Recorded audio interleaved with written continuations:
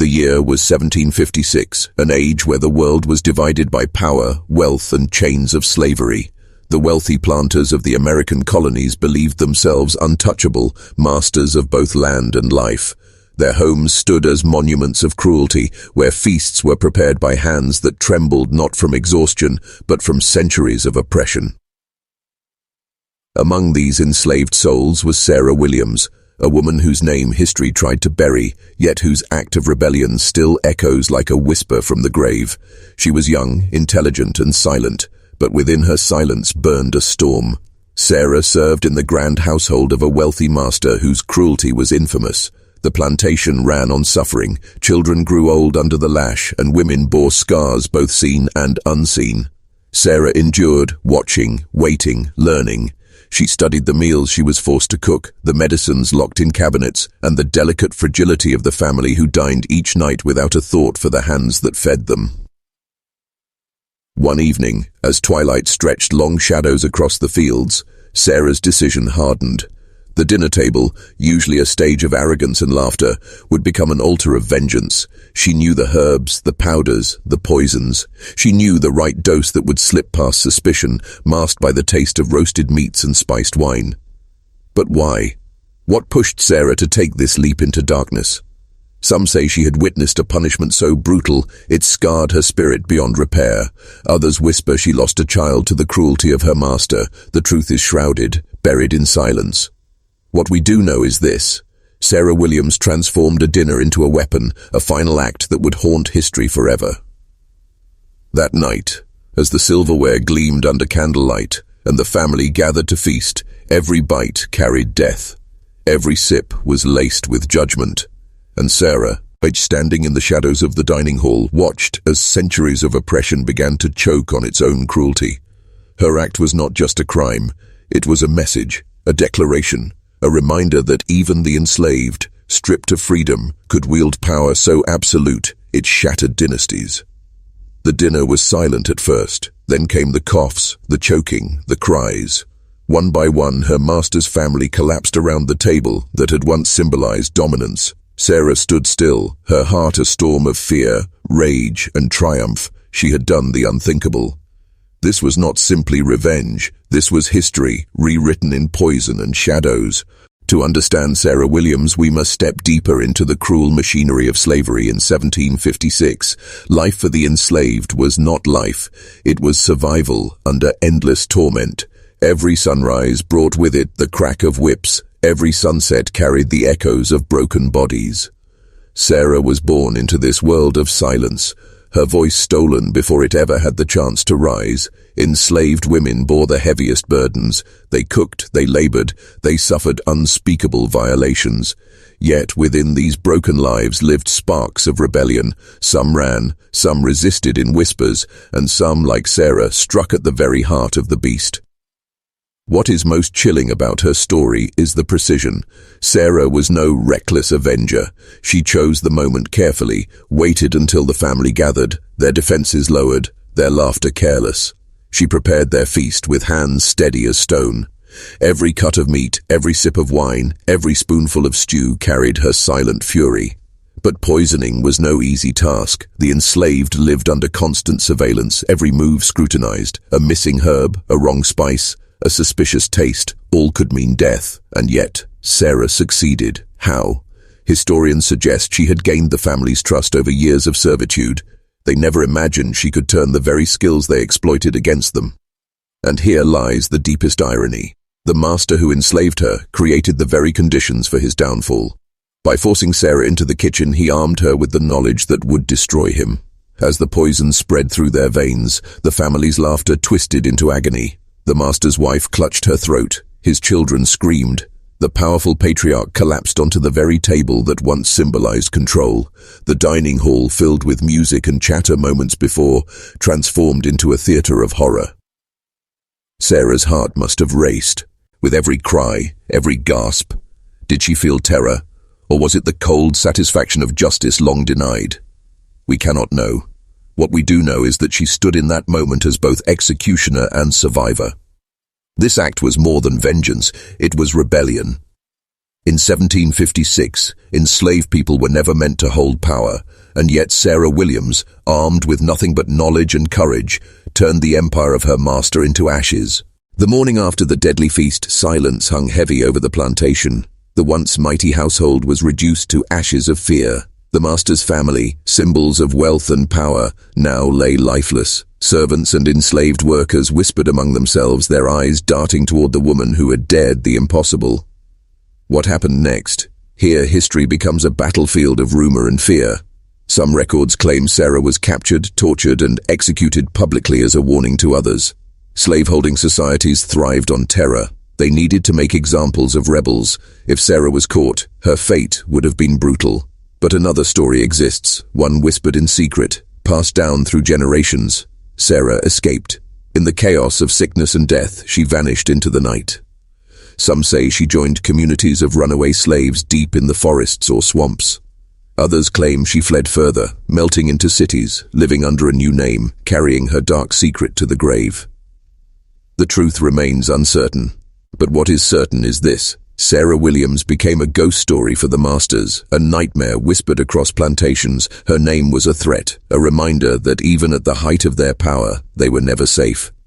Imagine the fear of slaveholders after 1756. Every meal, every drink, every smile from the enslaved carried suspicion. Could another Sarah be waiting? Could the food on their plate be laced with vengeance?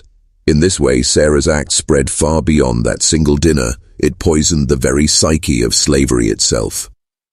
Her story represents the unspoken rage of millions. She stood not just for herself, but for every enslaved soul who dreamed of freedom, who longed for justice, who carried the weight of chains yet imagined fire.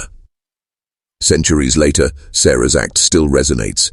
It forces us to confront the uncomfortable truth that history is not only shaped by kings and empires, but by the silenced, the enslaved, the forgotten. Her rebellion was not written in books, it was written in blood and fear. Sarah Williams may have vanished, but her shadow lingers. A single dinner in 1756 became a feast of death, a rebellion wrapped in silence, and a warning that echoes across time. Power is never absolute. Even the powerless can strike. In the months and years that followed the 1756 poisoning, the story of Sarah Williams spread far beyond the plantation walls. It drifted like smoke through whispered conversations in the fields, carried on hushed voices in the cabins, and echoed in the trembling fear of the masters who ruled by brutality. Her act was more than an isolated event. It became a symbol. For the enslaved, it was proof that vengeance was possible. That even in a world designed to strip them of power, there existed cracks in the walls of tyranny. A dinner table could become a battlefield, a kitchen could become an armory. Sarah had shown them that rebellion didn't always require armies or fire. It could live in silence, in shadows, in the very food their captors consumed without thought. But for the masters, it was a nightmare they could never escape. Suddenly, trust in the enslaved fractured. Every cook became a potential assassin. Every servant, a silent enemy. Fear seeped into their daily lives, eroding the smug confidence with which they had once dined. Across plantations, slaveholders began enforcing harsher rules on kitchen work. Herbs and medicines were locked away. Meals were tested, tasted, and scrutinized. Paranoia festered, and suspicion became the master's constant companion. Yet no matter how many chains they tightened, the story of Sarah Williams remained. She had planted a seed of rebellion not only in the hearts of the enslaved, but in the imaginations of those who held power. The masters could never again look at their dinner without remembering that vengeance could be hidden in every bite. But how exactly did this story spread? Oral traditions. The enslaved had no books, no pens, no paper, but they had memory, and they had voice. Around fires at night, while working in the fields, while walking under the weight of chains, they whispered Sarah's name. She became a ghostly figure of resistance, a symbol that power could be turned against itself. Her act became both a legend and a warning, and while the truth of her fate was lost, whether she died at the hands of her captors or vanished into the night, her rebellion became immortal. Sarah Williams was not just a woman, she became an idea. And ideas, once unleashed, cannot be enslaved. To fully understand Sarah's act, we must look at poison not as a crime, but as a weapon of survival. In the 18th century, enslaved people had little access to weapons. They could not bear arms. They could not rise in open battle without facing certain slaughter. Rebellion in its traditional sense was nearly impossible. But poison, that was different. In kitchens across the colonies, enslaved cooks prepared every meal, poured every drink, and managed the ingredients that could both nourish and kill. This gave them a kind of silent authority, a power invisible to the masters. To the wealthy families, food was a symbol of luxury. To the enslaved, it could become a weapon of justice. Historians record other instances of poisoning throughout the age of slavery, though many were erased or minimized by those in power. Slaveholders feared nothing more than the silent rebellion of their kitchens. A knife could be noticed, a fire could be extinguished. But poison, it was the assassin you could not see, the rebellion you could not stop once it entered your body. Sarah's act was not random. It was rooted in this hidden tradition of resistance. It was the ultimate reversal, using the very role forced upon her as a servant to strike back at the master who believed himself untouchable. Yet poisoning carried unimaginable risk. The enslaved were often blamed and punished for sickness or death, whether guilty or not. A single rumor could lead to executions, burnings, and brutal reprisals. Sarah must have known that discovery meant torment, that even suspicion could cost her life, and yet she risked everything. Why? Perhaps it was grief, perhaps rage, perhaps the unbearable weight of chains pushed her into a single desperate act. Or perhaps she wanted to send a message not just to her master but to history itself. And history listened. In the decades after 1756, the mere whisper of poisoning created panic in slaveholding societies. The kitchens of the South were watched with hawk-like suspicion. Recipes were guarded. Trust was shattered. But still, the act of poisoning lingered as a weapon of the powerless. It was rebellion in its purest form, quiet, calculated, devastating, and Sarah Williams had proven it could succeed. The aftermath of Sarah's rebellion did more than haunt her master's plantation. It rippled outward, infecting the minds of wealthy families across the colonies. Power relies on confidence, on the illusion that rulers are untouchable, but Sarah had destroyed that illusion. Imagine the scene. A wealthy master sits at his dining table surrounded by luxury. The golden glow of candlelight fills the room. His wife lifts her glass of wine. His children laugh. The servants stand silently in the corners. It is a portrait of dominance. But then, in the back of his mind, a shadow whispers, "What if the food before me is poisoned? What if the servant pouring my drink dreams of my death?" This paranoia was the true legacy of Sarah Williams. Her act transformed meals, once moments of comfort, into stages of fear. Every bite could be betrayal. Every drink could carry death. Records from the late 18th century reveal how deeply this fear took hold. Plantation owners began writing laws that criminalized the mere suspicion of poisoning. Enslaved cooks were watched, beaten, and sometimes killed for the smallest mistake. Trust eroded completely. For the enslaved, this fear became a kind of power. Even if no poison was present, the possibility haunted the masters. It made them cautious, restless, unable to fully enjoy the wealth they had stolen. Sarah had planted a dagger in their minds, one that could never be removed. And yet, this fear also led to brutality. Slaveholders lashed out at the innocent, punishing cooks and servants to reassert their dominance. For every act of rebellion, there was a storm of retaliation. The cycle of cruelty deepened. Still, Sarah's story endured. The masters could try to silence it, but they could not erase the memory of that fateful dinner. It lingered in their nightmares, in their laws, in their suspicious glances at the very people who fed them. Sarah Williams, with one act, had shifted the balance of power. She had made the powerful tremble. And in a world built on domination, nothing was more terrifying than the moment the enslaved reminded the masters of their mortality. History is often written by those who hold the power, and those who held power in the 18th century had no interest in preserving the truth of Sarah Williams. What we know of her story comes not from proud accounts, but from fragments, rumors, whispers, court records with gaps, plantation letters half burned by time. The silence is deafening. It is as if entire pages were ripped from the book of history, erased by those who feared what her story represented.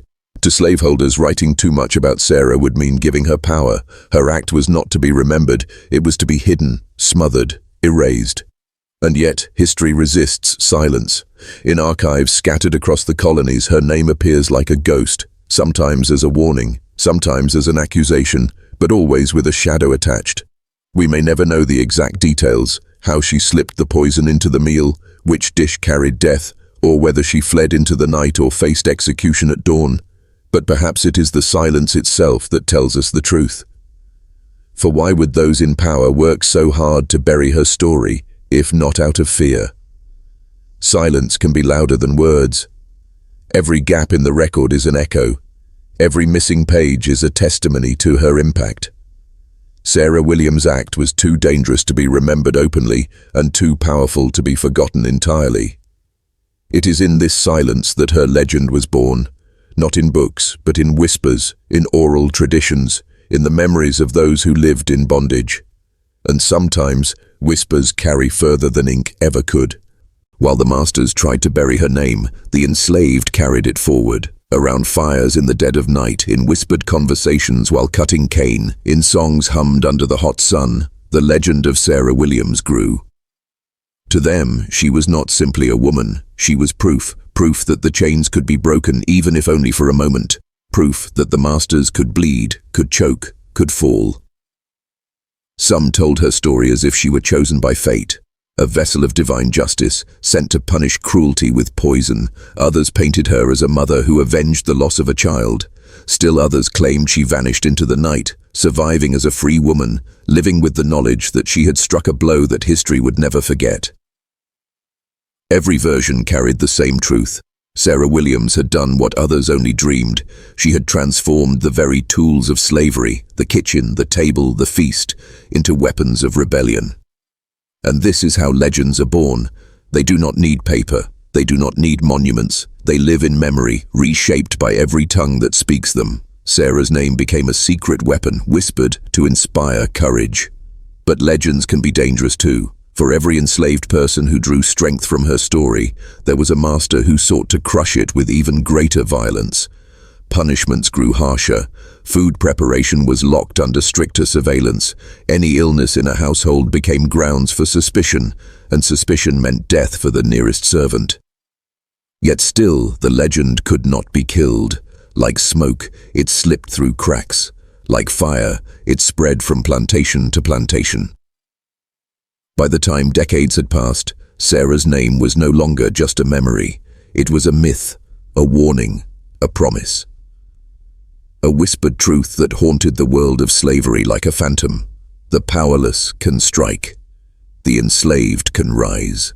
For the masters, the story of Sarah Williams was not a legend to admire. It was a nightmare they could not shake. Imagine their world, wealth, land, servants, power. They believed themselves gods over men, but gods are not supposed to choke on their own dinner.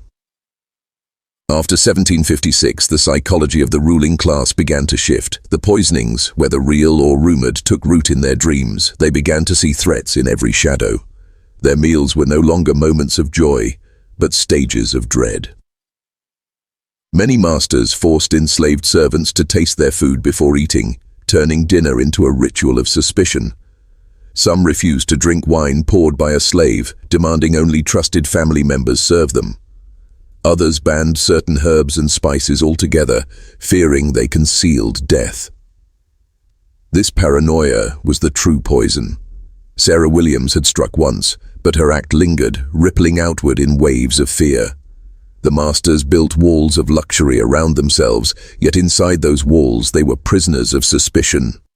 Even more haunting was the loss of trust.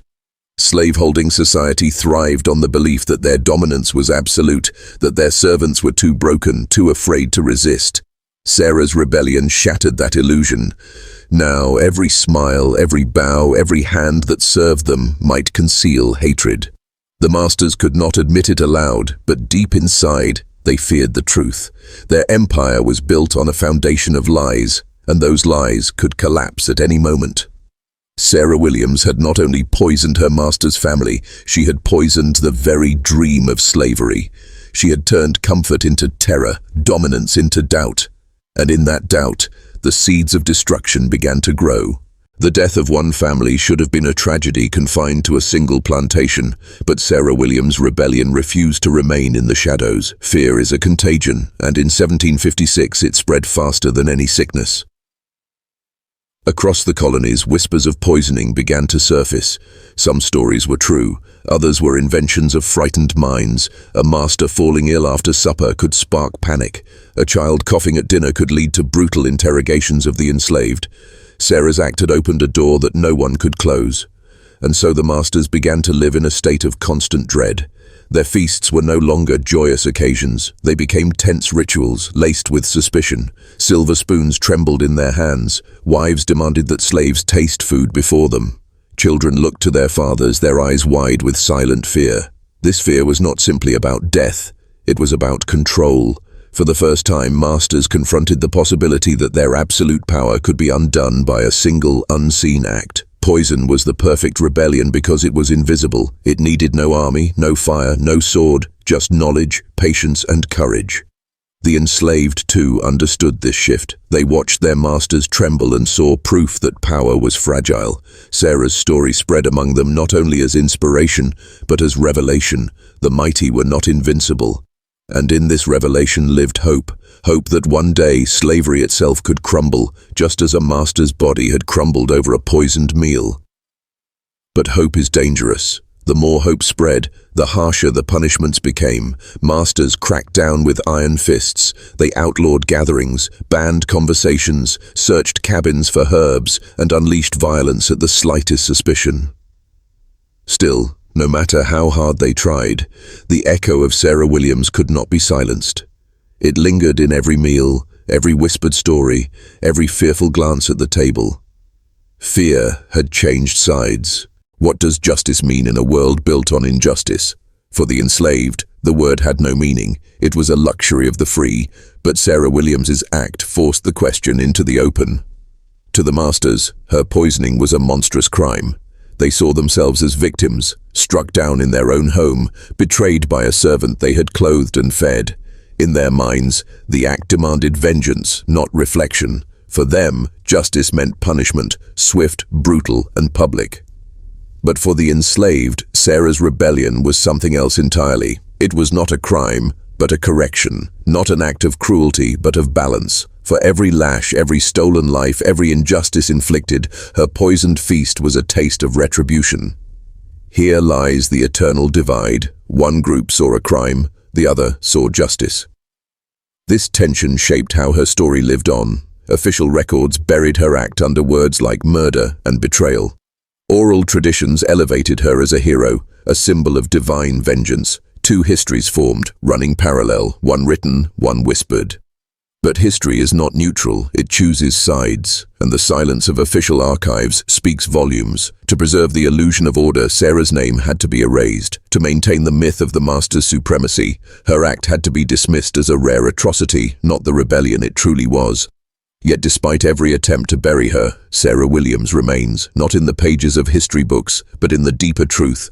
The truth that justice does not always wear the robes of courts or kings. Sometimes it hides in the kitchen, sometimes it waits at the dinner table, sometimes it arrives not with law, but with poison. Was Sarah Williams a criminal, or was she justice in human form? That question still lingers unanswered, echoing across centuries. While Sarah's story spread across plantations, the larger world was shifting.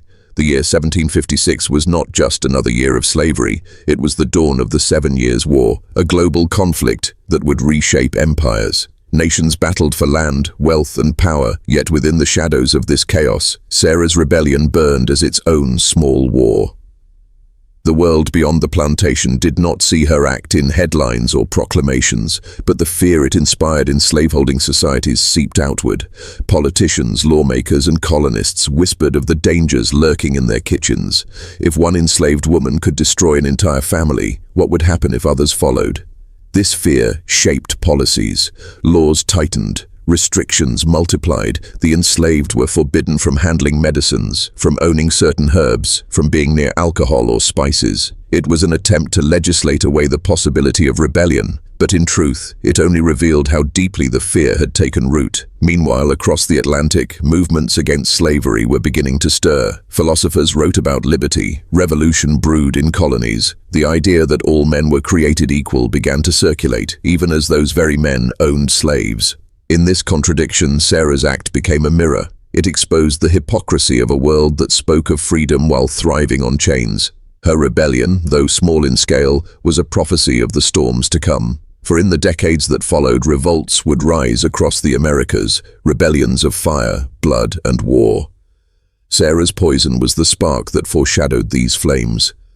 Her story was local, yet its meaning was universal. Power built on oppression is never safe.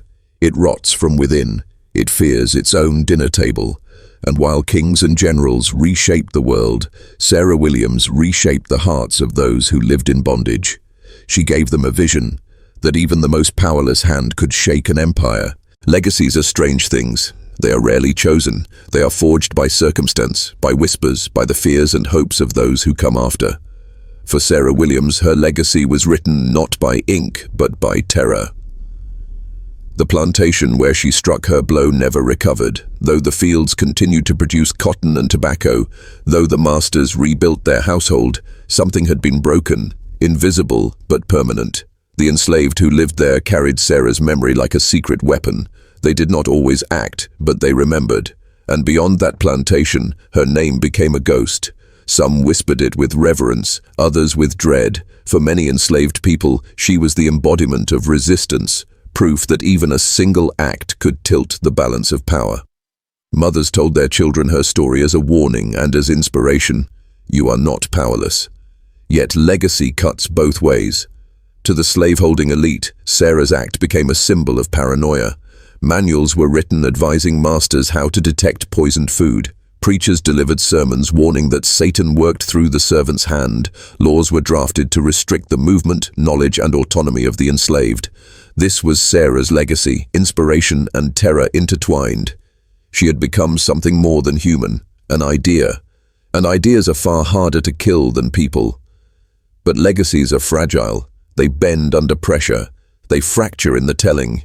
In the years to come, Sarah's name would be erased from official records, her memory reduced to whispers. Yet even in erasure, her presence lingered. For what is forgotten is not gone. It only hides, waiting for rediscovery. And as generations passed, her poisonous legacy would continue to seep into the roots of history. The silence of archives is never innocent. It is deliberate. It is the hand of power deciding who deserves to be remembered and who must be erased. Sarah Williams was one of the erased. In colonial records, her story appears only in fragments. An unnamed servant, a brief mention of poisoning, an account of illness sweeping through a household. No grand details, no acknowledgement of her motives, no recognition of her defiance. Official history tried to bury her under dust. But history is not only what is written. It also lives in memory, in whispers, in stories passed along by firelight. The enslaved who survived her time carried her forward. They spoke of her courage, her cunning, her fire. And though names faded and details blurred, the essence of her act remained unbroken. This dual existence, forgotten in books, unbroken in memory, reveals the cruel truth of power. Those in control decide what is preserved, but no matter how tightly they grip the pen, they cannot control the spirit of resistance. Centuries later, historians digging through forgotten archives would stumble upon hints of Sarah's story. They would see the gaps, the silences, and ask, why was this woman erased? And in asking that question, they would revive her. But even before that, her legacy lived quietly in every act of resistance that followed. In rebellions across the Caribbean, in uprisings in America, in the whispered prayers of those who dreamed of freedom, Sarah's shadow stretched far. Forgotten by design, but unbroken by truth. Her story reminds us that history is not merely about remembering, it is also about recovering. And every recovery is an act of defiance against forgetting. Not all revolutions are marked by guns, banners, and blood. Some revolutions are silent, creeping through kitchens and dining halls, turning the smallest acts into earthquakes. Sarah Williams's rebellion was one such revolution. It was silent in its method, no armies, no battles, only a meal. Silent in its execution, her face calm, her hands steady as she served the poisoned feast. Silent in its legacy, spreading not with proclamations but with whispers. Yet silence does not mean weakness. In many ways it is more dangerous. A sword can be seen, an army can be tracked, but poison hides, poison waits. Poison teaches that even in the smallest gesture, passing a cup, seasoning a stew, power can shift. Sarah's revolution was not just about revenge, it was about reclaiming agency. In a world where she had been stripped of every freedom, she carved out her own weapon. She made choice matter. And that is what frightened the masters most. If every servant held the possibility of rebellion in their hands, then no master could ever feel safe again. Their power had always been built on fear. But now, they were the ones afraid. In this reversal lived the true revolution. Not a war, not a rebellion, but a shift of perception. Power was no longer absolute. Control was no longer guaranteed. Sarah Williams proved that silence could be louder than any shout, that a single dinner could reverberate for centuries, that even when the world tried to bury her, her silent revolution would continue to haunt the table of history. And perhaps that is the greatest power of all, to be unforgotten, even when silenced. Fear is an invisible contagion. It requires no body, no weapon, no physical proof. It travels through whispers, glances, and the restless silence of the night. After Sarah Williams' act, fear spread across the South like fire licking at dry grass. Plantation owners who had once dined lavishly in candle-lit halls now looked at their plates with suspicion. Every glass of wine seemed darker. Every bowl of stew carried the shadow of death. Trust evaporated. Where once they saw obedient hands, they now imagined daggers. The paranoia was not confined to one household. Word of the poisoned feast traveled. Masters began dismissing enslaved cooks, replacing them with European servants when they could afford it. In towns, pamphlets circulated warning of domestic treachery. Ministers thundered from pulpits that slaves were being tempted by the devil to poison their masters. And yet, the fear did not break the enslaved, it emboldened them. If one woman could shake the pillars of power, why not more? In hushed conversations beneath the stars, slaves exchanged stories of Sarah, elevating her into legend. Some dreamed of following her example, some simply savored the thought that the oppressors could finally taste terror. But fear is a double-edged sword. It tightened the master's grip, leading to harsher punishments, stricter controls, and new laws designed to crush the possibility of rebellion. Yet no chain, no law, no lash could undo the reality that Sarah had carved into their world. The powerful were vulnerable. Fear had become its own rebellion, one that burned endlessly, invisible yet consuming. Whispers can be more dangerous than shouts. A shout can be silenced. A whisper travels quietly, planting seeds in the dark. After Sarah Williams's defiance, whispers of rebellion swelled across plantations. No meeting halls, no armies, no written manifestos, only murmurs by firelight, soft voices in the fields, glances exchanged when overseers weren't watching. Sarah's name became a code, a spark passed from tongue to tongue. Did you hear what she did? Did you hear what's possible? To the enslaved, she was more than a woman. She was proof that the master's power could be shattered. Her story became a secret weapon, one that could not be taken away, no matter how many chains were fastened. But these whispers terrified the authorities more than open revolt. Armies they could fight, revolts they could crush. But how does one silence an idea? How does one stop a story from spreading? Masters ordered informants to spy on gatherings. Preachers warned against the corruption of the servant class. Rumors spread that even speaking of Sarah Williams could bring a curse, but still, the whispers grew. And in those whispers lived the seed of future rebellions. From the Haitian Revolution to Nat Turner's uprising, the idea that enslaved people could rise, resist, and overturn empires was not born in silence. It thrived in it. Sarah had not raised an army. She had not declared war. But her act created a language of rebellion, spoken in hushed tones and burning in secret hearts. Every whisper carried her forward. Every whisper was a crack in the wall of empire. Every whisper reminded the oppressed that silence could be a weapon. and in time, those whispers would erupt into fire. To the slaveholding class, Sarah Williams became more than a criminal. She became a curse. Her act was retold in fearful tones, embroidered with superstition and dread. Plantation owners spoke of her as though she were not merely a woman, but a dark omen sent to punish them. They said the Williams household was haunted long after the poisoning. Servants whispered that in the dining hall the air grew heavy when meals were served. Guests claimed to hear phantom coughing, the choking echoes of the poisoned master's family. The plantation itself gained a reputation as cursed ground, where crops withered and livestock sickened. Whether these were real events or the guilty imagination of terrified masters, no one could say. But curses have power, even when they exist only in belief. The legend of Sarah's vengeance forced the slaveholding class to live with the gnawing sense that they were not untouchable, that perhaps God or fate itself was turning against them. For the enslaved, the curse was not a source of fear, but of hope. They whispered that Sarah's spirit lingered to protect them, that her shadow haunted their oppressors. She became less a woman of flesh and blood, and more a spectre of justice. In a world where religion was wielded to justify bondage, Sarah's curse was its reversal, a divine retribution, proof that the oppressors could never escape judgment. And so the curse lived on.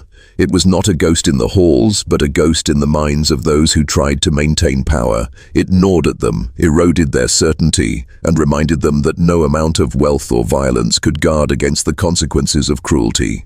Sarah Williams had poisoned more than a family. She had poisoned the illusion of invincibility. That was the master's curse, and it would never be lifted. History often thrives on silence. For Sarah Williams, silence was the final verdict. The truth is this: there was no grand courtroom, no gavel slamming down, no jury weighing her fate. She was denied even the illusion of justice. To the society that enslaved her, she was not a person deserving of trial. She was property, an object to be punished, an example to be made. Whispers say that when her crime was discovered, the surviving overseers demanded her immediate execution. Some say she was dragged into the yard, lashed to a post, and whipped until the flesh tore from her back.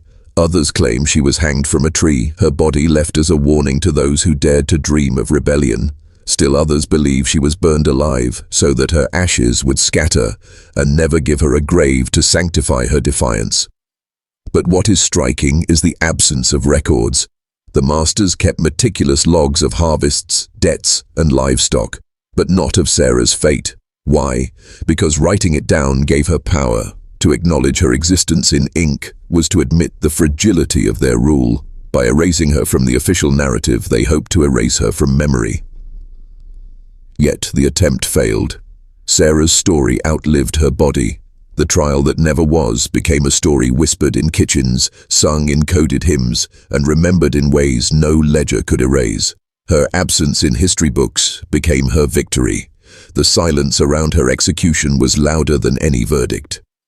Sarah did not receive a trial, but in refusing her one, her oppressors created a legend. History is not written solely in ink. It is carved into memory, passed hand to hand like a burning coal. Sarah Williams's act of rebellion became part of a much larger pattern, the legacy of silent resistance. Enslaved people resisted in countless ways, ways that left no scars on the body but shook the foundations of slavery.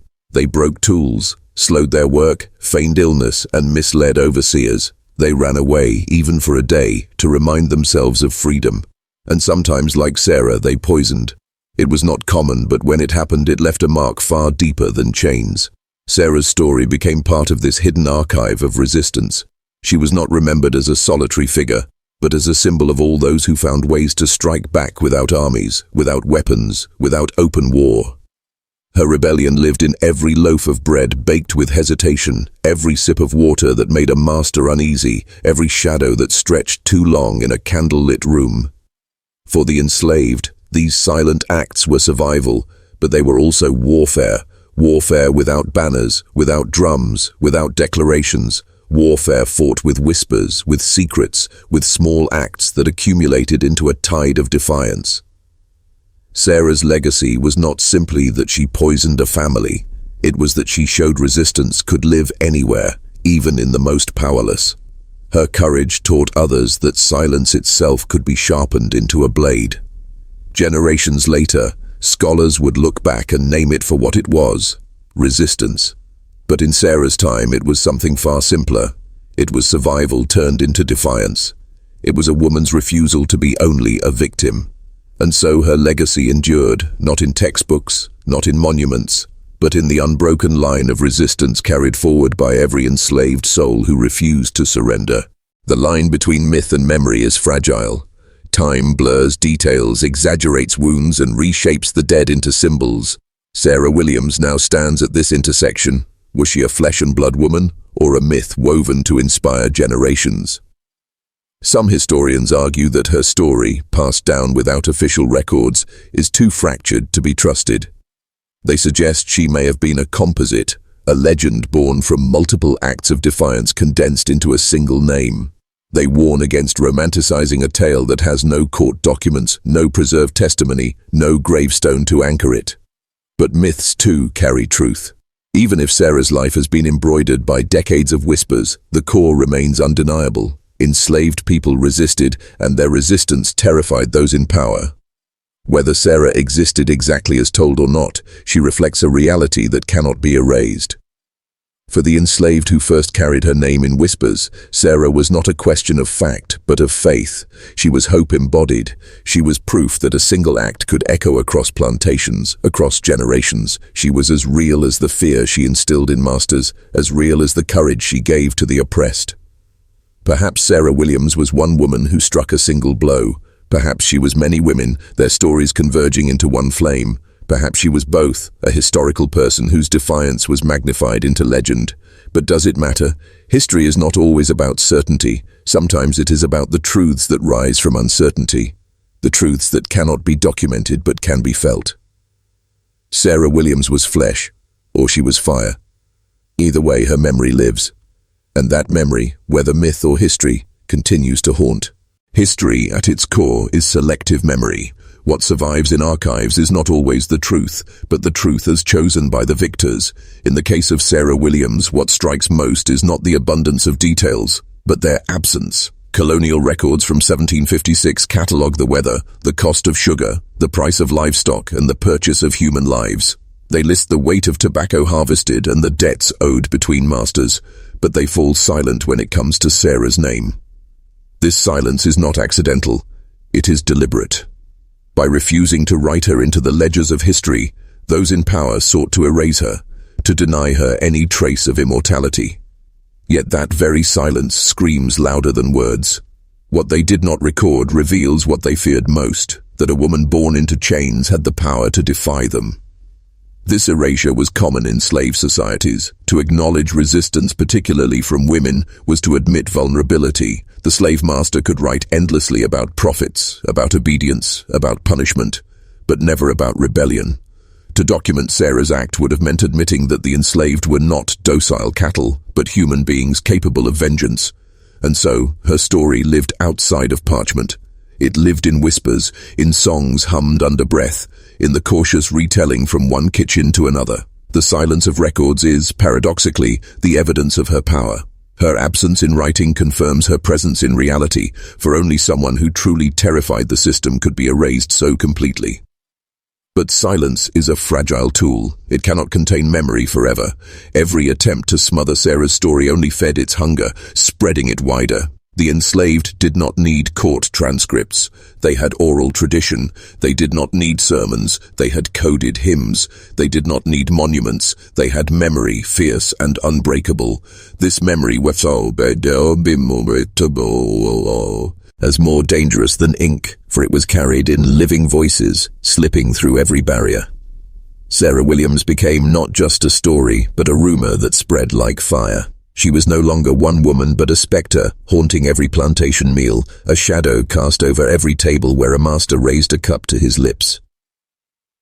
Historians today wrestle with this silence. Was Sarah real? Was she myth? Can she be proven through the scraps of record that survived? But perhaps this line of questioning misses the point. Silence itself is the testimony. It testifies to fear, to the refusal of masters to admit weakness, to the unspoken acknowledgement that resistance thrived among the enslaved. Sarah's story, preserved in silence, becomes not less true, but more powerful.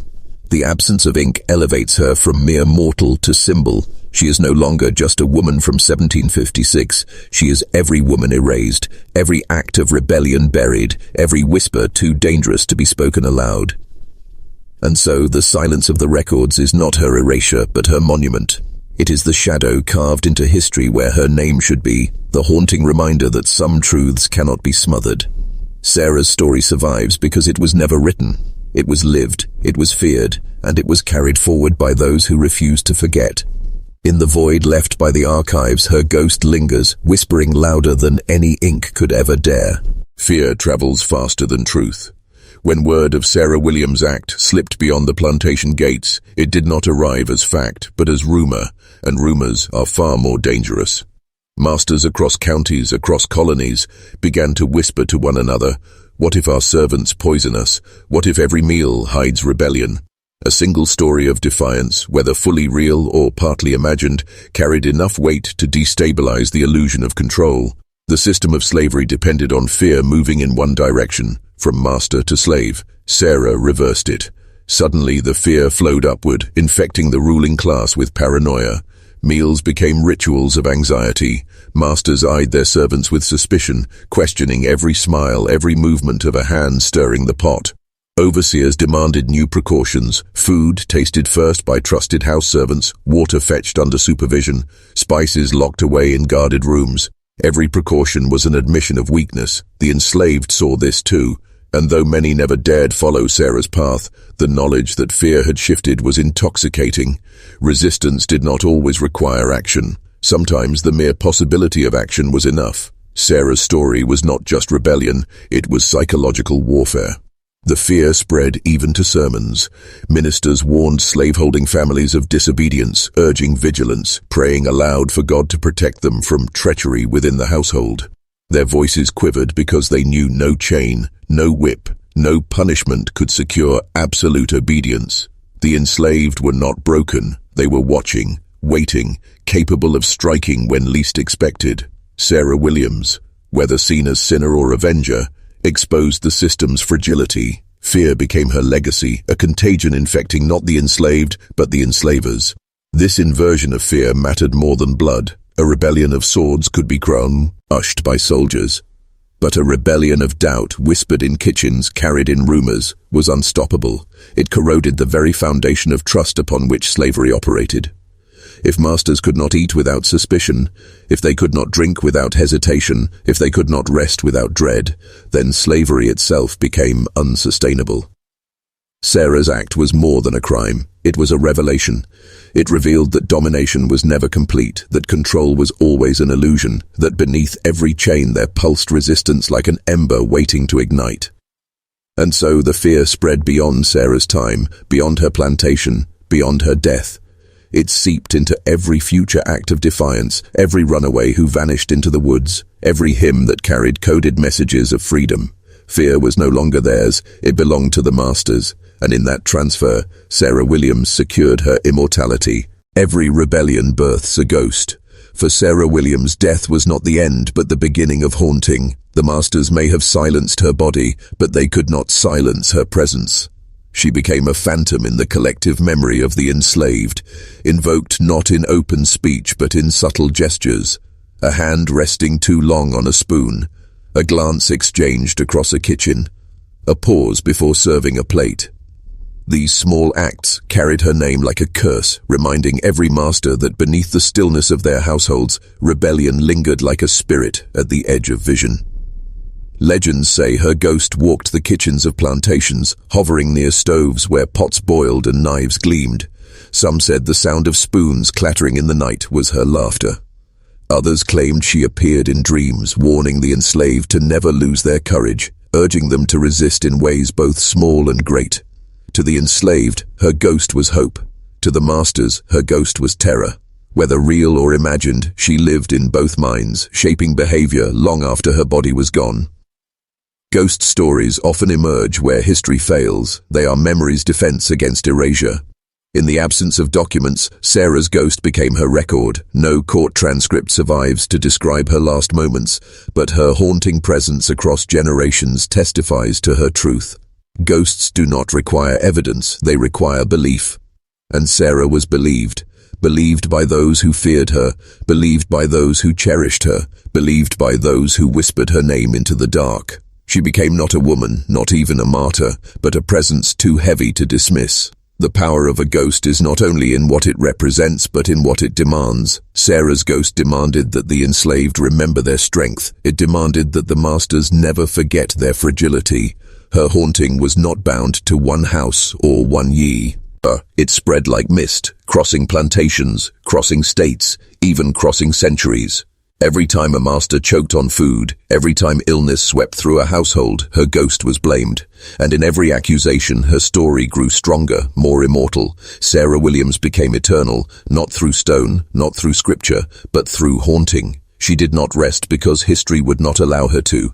She is a ghost because she must be one. For if she were ever to be forgotten, the system that erased her would claim victory. Her ghost remains, heavy in the silence, watching still. As the story of Sarah Williams closes, one question lingers like smoke. Was she a hero or a criminal? Was her act justice or vengeance? Historians, philosophers, and storytellers debate this endlessly, but perhaps the answer lies not in what she did, but in why she did it. For a woman born into bondage, denied humanity, denied choice, denied dignity, what does justice even mean? In her world, courts did not exist for her, laws did not protect her, rights did not apply to her. Vengeance may have been the only form of justice available. Yet vengeance is never clean, it is fire, and fire consumes. Sarah's act killed not only masters but also terrified innocents who feared the same fate. To some, this makes her guilty of indiscriminate violence. To others, it makes her the embodiment of righteous fury, a mirror held up to a society drenched in cruelty. Every lash of the whip, every stolen child, every brutal night of slavery was violence inflicted first. Sarah did not invent violence, she returned it. She mirrored it back to those who believed themselves untouchable.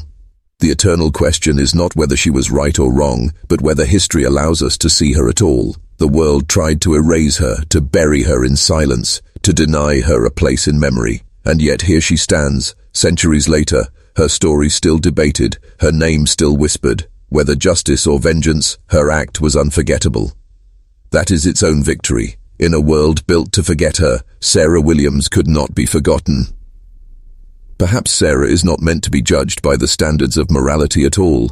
Perhaps she exists as something larger, a reminder of the impossible choices faced by the enslaved, a symbol of defiance, a ghost that still unsettles our understanding of power and resistance. In her silence, she speaks. In her ambiguity, she commands reflection. Was she right? Was she wrong? The answer is less important than the fact that we are still asking. And so Sarah Williams remains eternal. Not just a woman, not just a name, not just a rebel, but a question, a wound, a whisper in history's ear that will not fade. Her story is unfinished because it was never meant to end. In every debate about justice, in every reflection on power, in every acknowledgement of the forgotten, her spirit lingers. Was she justice? Was she vengeance?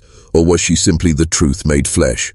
Whatever the answer, her name survives, and in survival, she has already won.